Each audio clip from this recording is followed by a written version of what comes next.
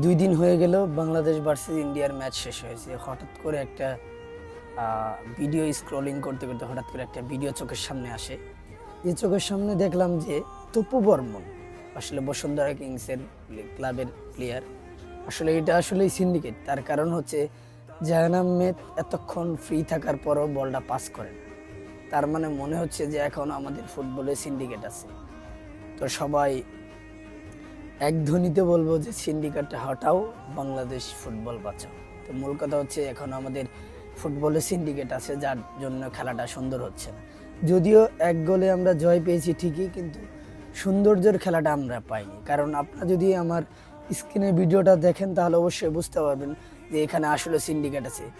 4-5 বার ball pass করার পরও তপু বর্মন জাহান আহমেদকে বলটা দেয় নাই। আসলে এই ভিডিওটা যখন সম্পূর্ণ দেখবেন তখনই বুঝতে পারবেন, এবং বুঝতে পারার পরে অবশ্যই কমেন্ট করবেন আসলে কি করা দরকার। কথা একটাই শেষ, যে সিন্ডিকেট হাটাও, ফুটবল টিম বাঁচাও। ধন্যবাদ।